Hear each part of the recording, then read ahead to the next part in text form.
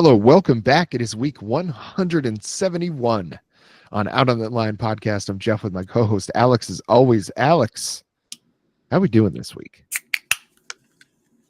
Stay off drugs, kids. It's going to be a great week. Jeff, how you doing? I'm doing great. And with the album we're going to talk about, I don't know if that's good advice or not. You know? Yeah, there might have been a bit of impish and whimsical irony to that opening. So we are going to be talking about today the new album from FKA Twigs, or newest album, called Eusexua. And I could be pronouncing that correctly. I'm not sure. Just going to do my best here, folks. But first, what I wanted to talk about was there's an album that came out that I am guessing we're not going to do on this podcast, but by one Audrey Graham. Oh, Drizzy. Otherwise known as Drake. Ooh. Yeah. So this album comes out, and on Reddit there's a subreddit called Drizzy that's for the most unhinged, like, delusional Drake fans you've ever seen in your life.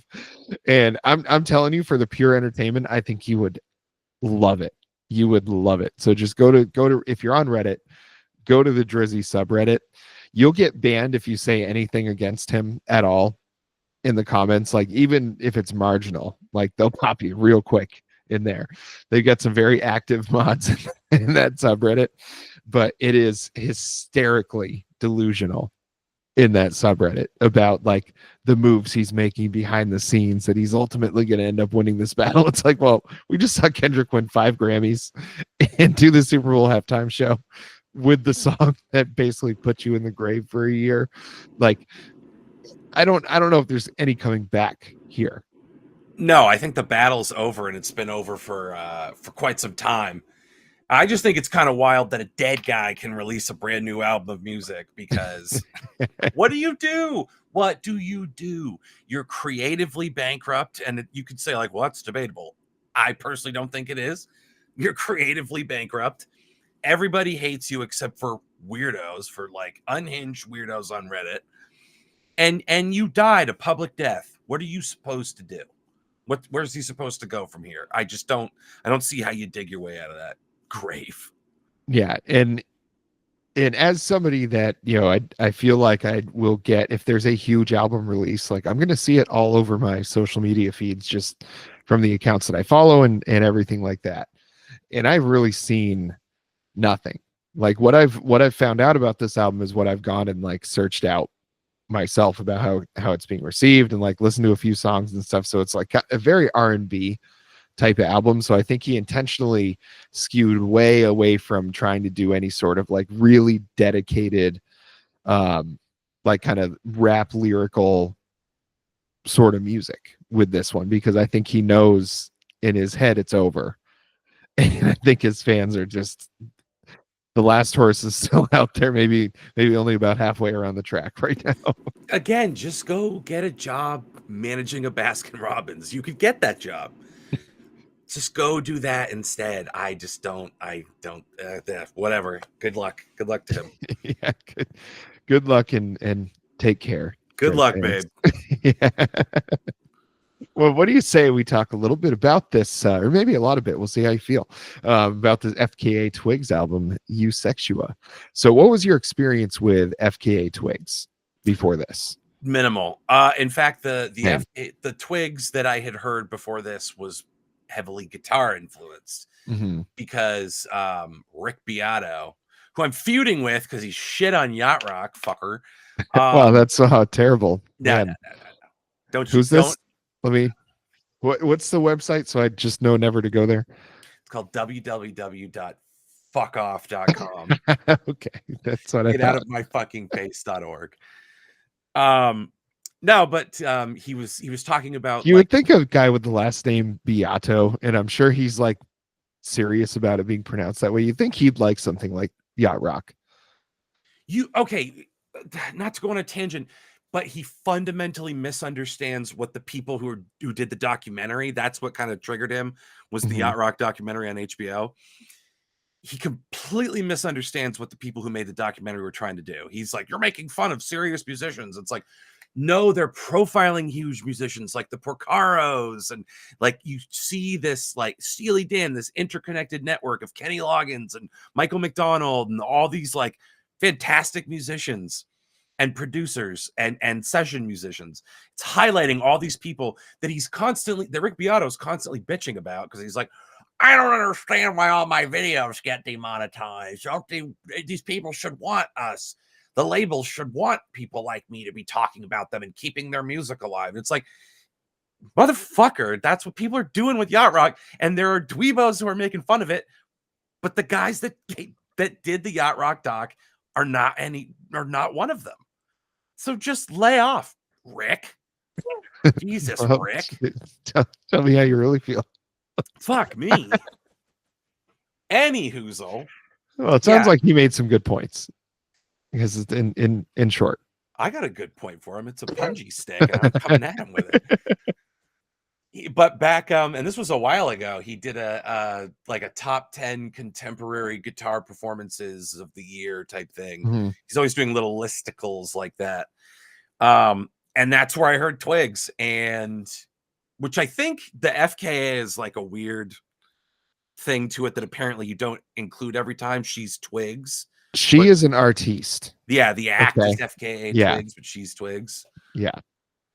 Yeah, the project, whatever. She's an artiste. She has like a Princey type thing going on with it.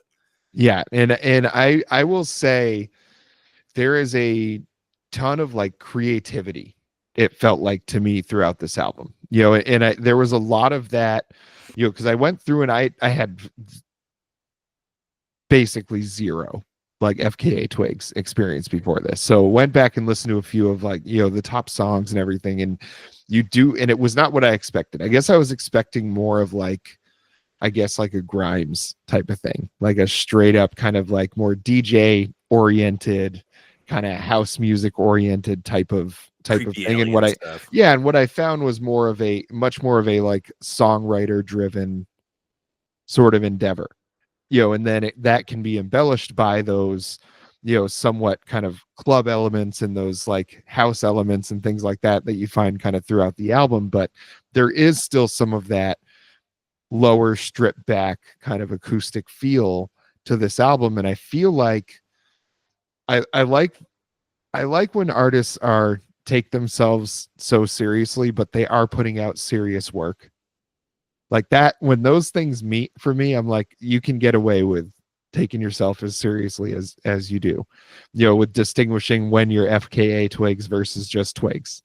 I think that's something, if you're not going to produce something that kind of can captivate people, then you've got no business acting that way. And I think with this album, what I found, it was just very interesting throughout, and I think there was a lot of expectations kind of subverted with it, certainly because mine were completely off base versus what I thought I was going to get. But like, once you start listening to the album, and I realized I was wrong, and I at that point thought I had a handle on what type of album or music this was going to be, it would then take another left-hand turn.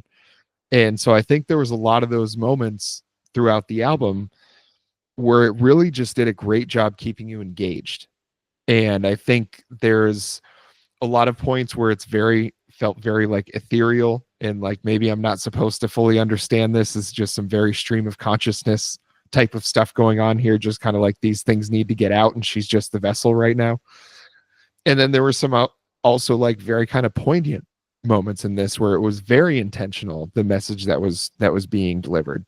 And I felt like there was no drop off in quality between those two things.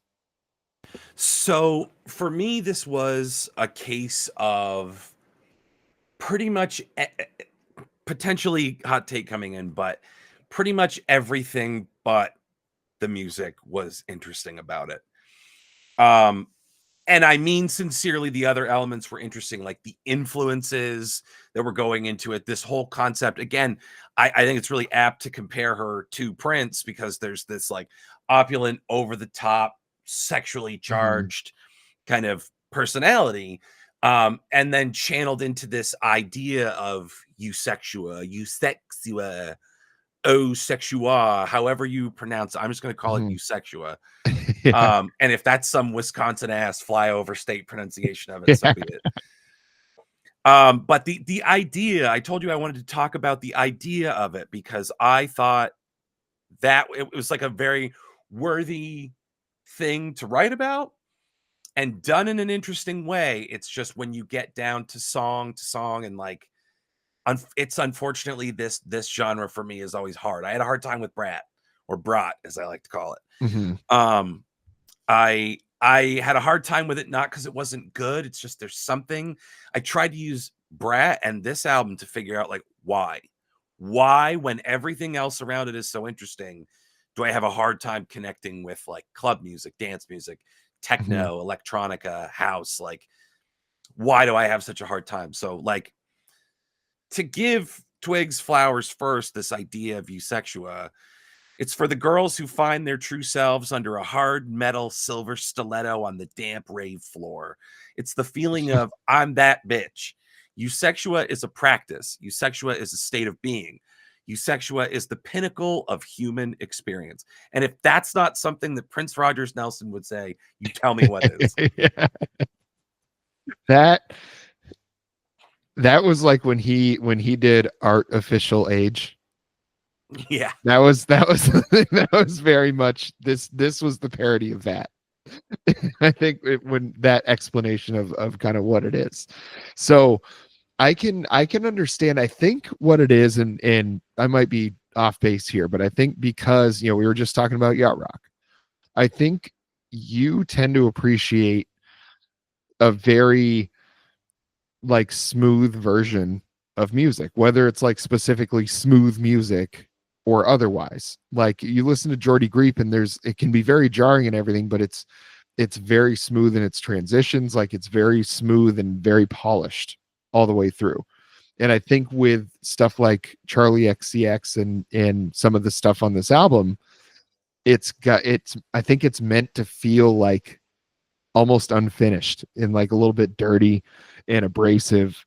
And I think that might be just I can see where that hits wrong because that's what did for me the first time we listened to Brat. I think I've definitely come around on that album a lot since when we reviewed it. Because if I remember right, I was pretty lukewarm on that album. I was like, there's some stuff I like, but a lot of this I'm not crazy about. And I think when you like switch off, and kind of go back to those things after realizing maybe you had it wrong to start with, I think I went into this album once I heard it the first time and I was like, oh, this reminded me of Brat. So let me go ahead and realize that I ended up liking Brat. So let me look at this through a little bit different filter. So I think it could have ended up the same way if I had listened to this before we listened to Brat. I think it's those things where maybe it just sounds a little discordant sometimes, like those the devices or instruments that she's using maybe shouldn't go together that well.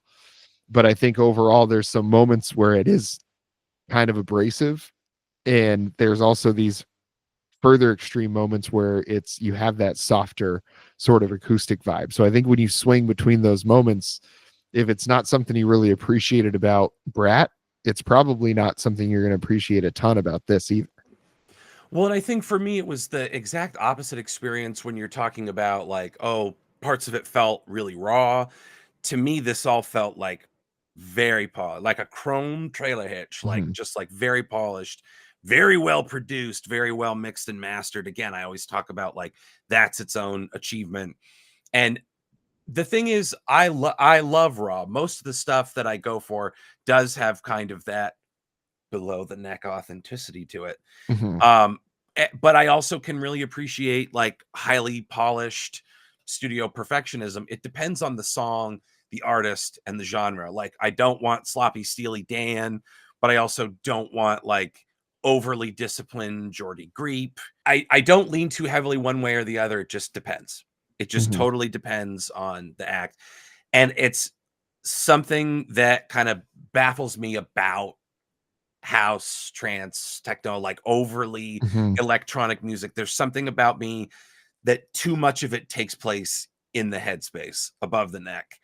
Um, and also owing to the fact that the sounds, the instruments, someone has to be really great at putting those together and making them sound good. but creating it on the computer to me is different than, not lesser than as a choice or an art form, but it's different than a guy who picks up a guitar and physically had to master that and play that guitar. Mhm. Someone had to put a lot of work into mastering how to unlock these sounds too.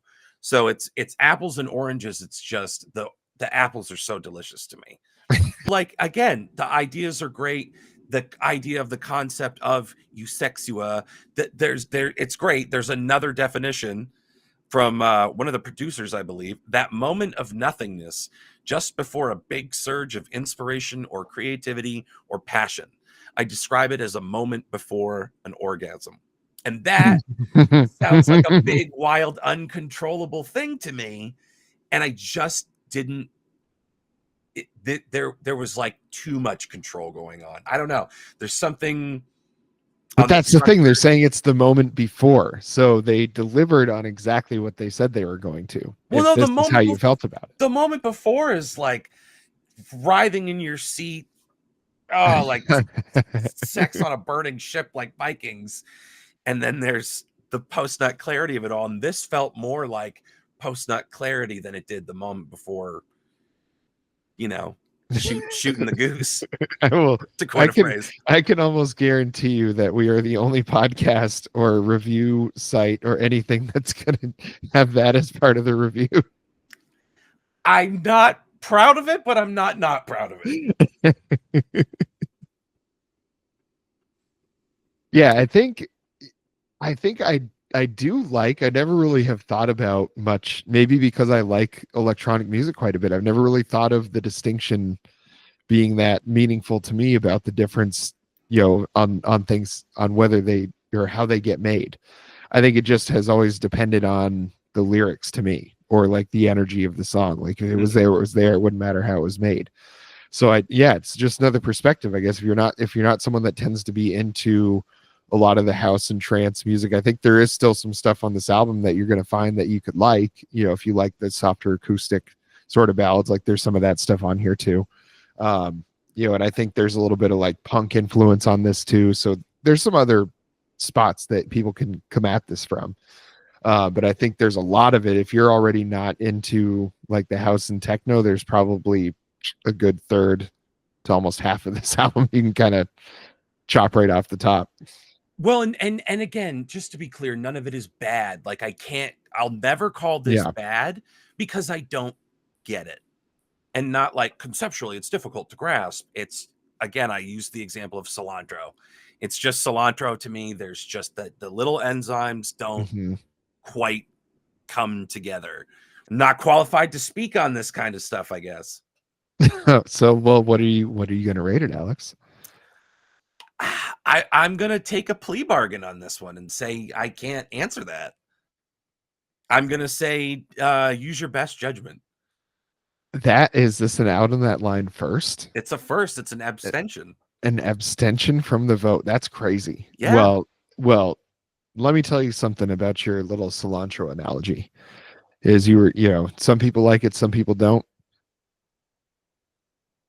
I'm part of the some people like it side. Oh, me too. Hard. So you can sprinkle all that cilantro right on my taco. And I'm going to give this one, I'm going to say, Alex, this might be a surprise, but I'm going to say buy it on this bad boy. Okay, so what makes it like a buy it as opposed to a stream it for you? Because to me, I think there's a lot of value in the effort made in this.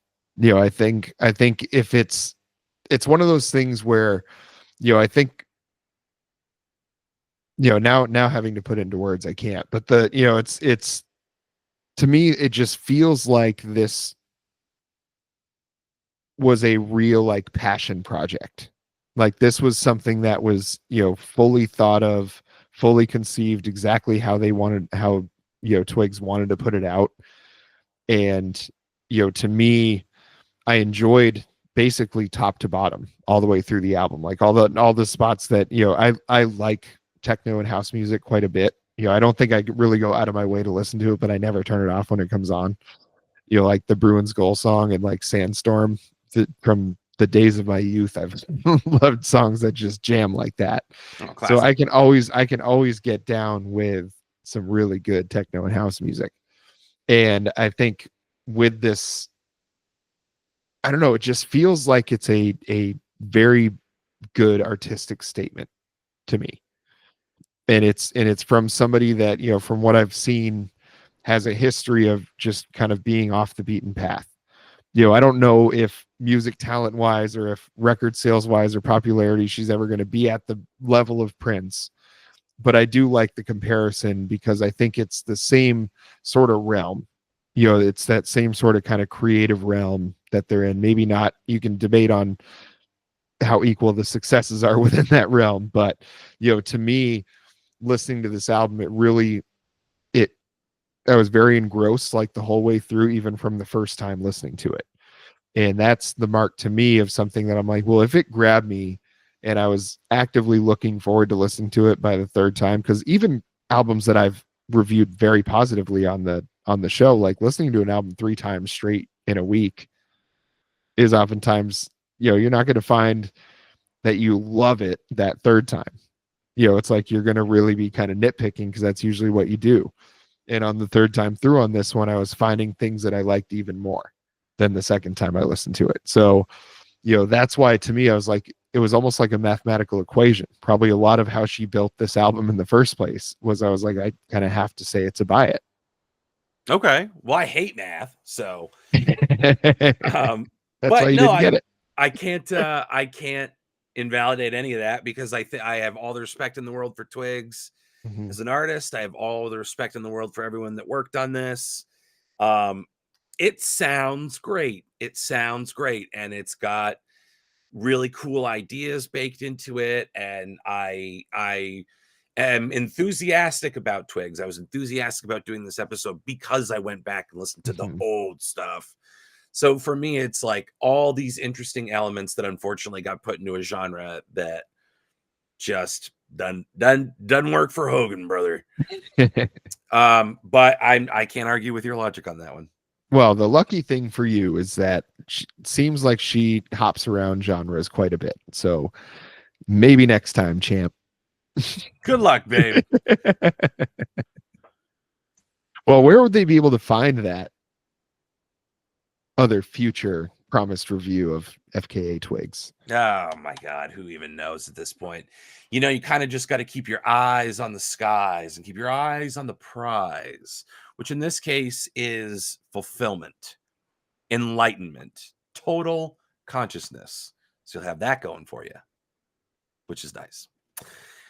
And if I had to recommend a single source to find like multiple avenues to wisdom and freedom and enlightenment, and like really kind of a place where the ideas of Kant and Nietzsche and Albert Camus come together into sort of a cosmic gumbo.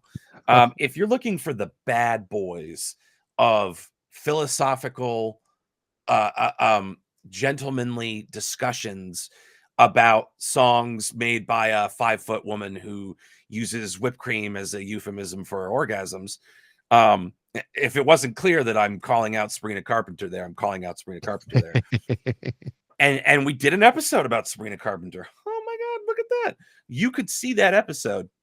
I want you to see it at youtube.com/C/out on that line, folks.